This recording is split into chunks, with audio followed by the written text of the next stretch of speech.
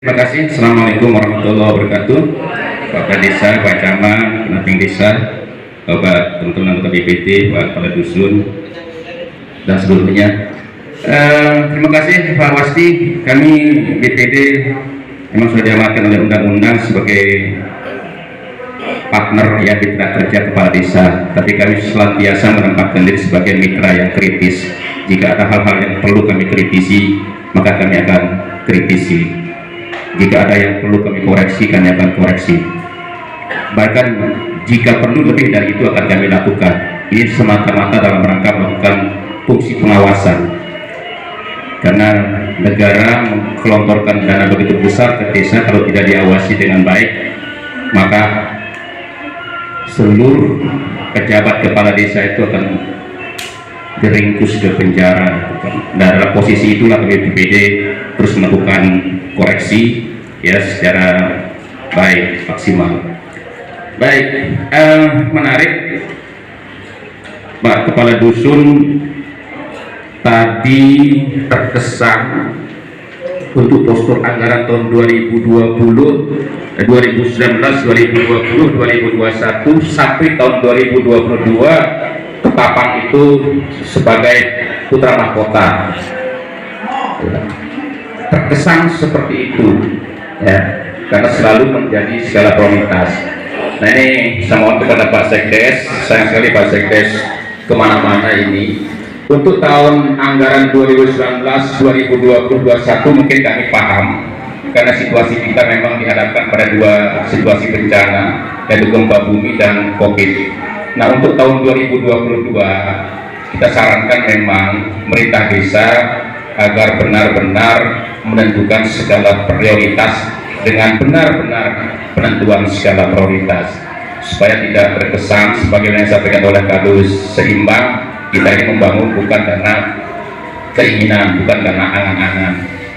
Nah terkait dengan kenapa harus Ketapang ya, ini sebenarnya hanya terkait dengan persoalan arah politik kebijakan anggaran dari kepala desa.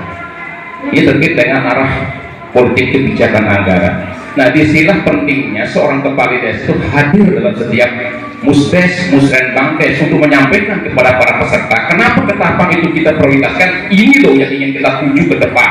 Kita inginkan seperti ini.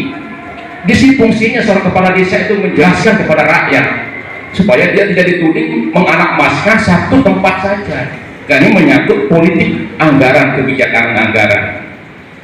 Apa sih yang ingin ditunjukkan di Brigabaya ini sehingga harus Ketapang itu? Ini harus dijelaskan oleh seorang kepala desa. Apakah ini ada kaitannya dengan visi misi seorang kepala desa? Mari kita baca semua. Jadi jangan sampai sekdes terus yang Bapak cecar dengan sejuta satu pertanyaan gitu. Karena terkait dengan politik anggaran masalahnya. Sama dengan Jokowi ini mau dipindahkan Pak Jokowi untuk dibangun jembatan, tidak mau dia.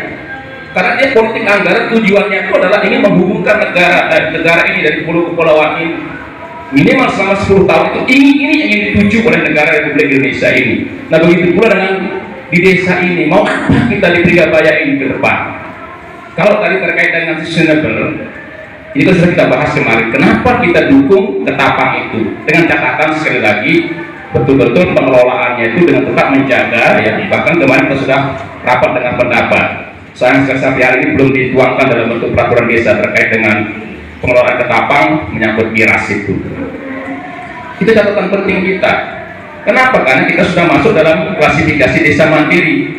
5 tahun, 10 tahun yang akan datang kita tidak tahu apakah Brigabaya ini akan dapat DD, apakah akan dapat ADD atau tidak. Dari mana sumber pembiayaannya jika itu tidak dia dapat? Nah diharapkanlah melalui kegiatan wisata Panti Ketapang ini bisa membiayai seluruh operasional setidak-tidaknya ya, membiayai setengah atau seperempat kebutuhan pemerintahan di desa Brigabaya. Ini loh yang dihajatkan oleh pemerintah desa saat ini. Nah itu yang pertama. Terus yang kedua, saya hanya memberikan ilustrasi Pak Sekdes ya, terkait dengan pelayanan. Kami beberapa hari yang lalu turun di salah satu polindes Posyandu. yaitu di Padamara. Kami miris sekali. Itu posyandu itu ibarat masyarakat nomaden. Dari bulan ke bulan dia berpindah dari satu tempat ke tempat lain, ribut dengan pemilik lahan, dia diusir, dia cari ke tempat lain. Dia pakai pinggir jalan yang panasnya luar biasa dengan resiko yang begitu tinggi, dengan panas. Apa yang bisa kita harapkan terkait dengan pelayanan anak-anak kita dalam situasi seperti itu?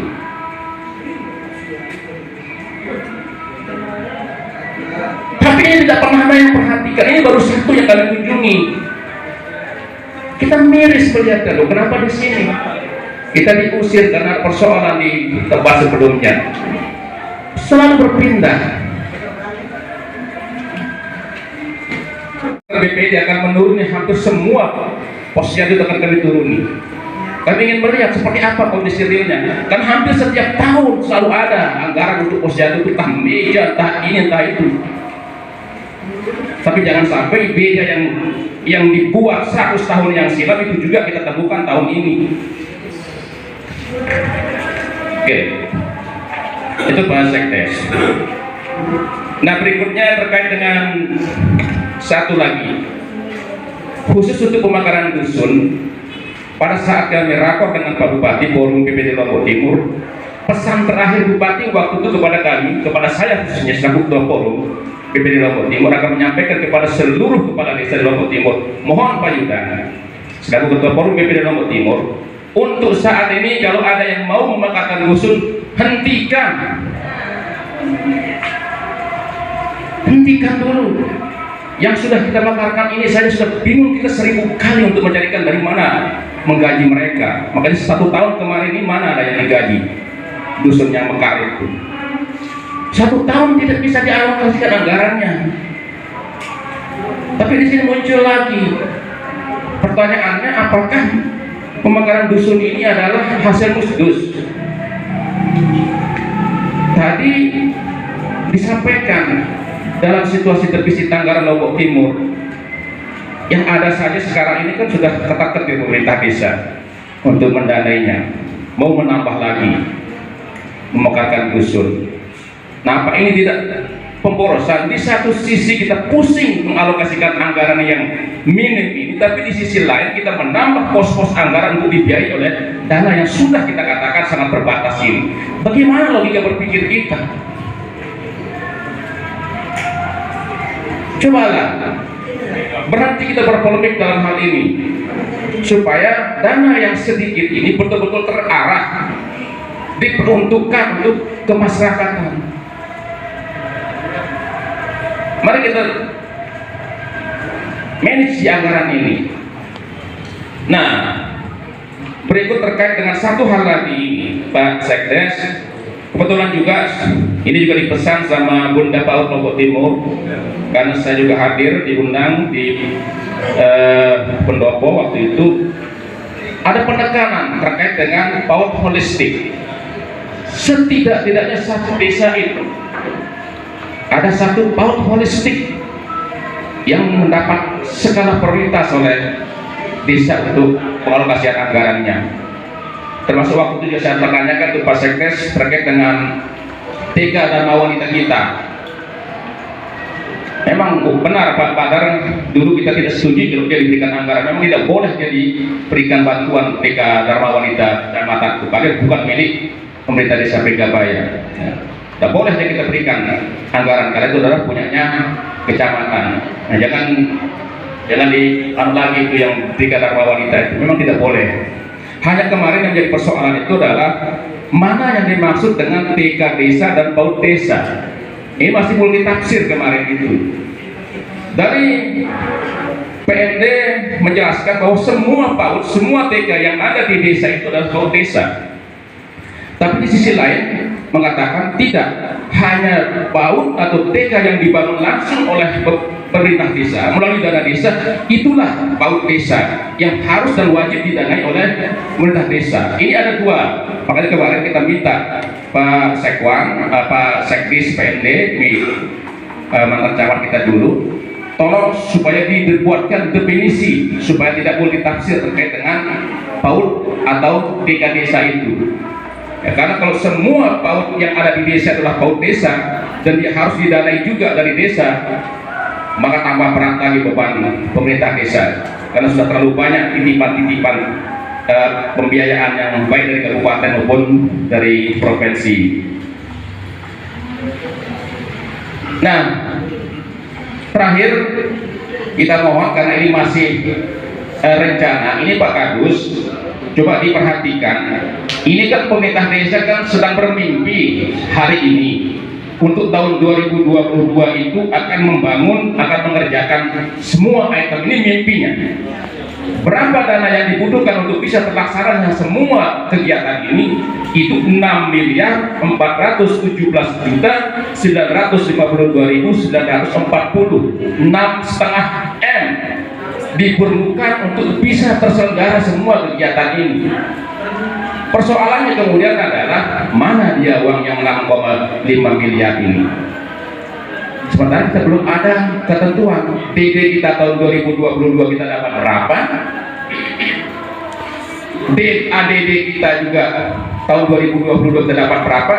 Bagi hasil pajak kita, PHP kita juga tahun 2022 kita dapat berapa? Belum ada. Minus-minus saja, banyak biaya tidak terduga.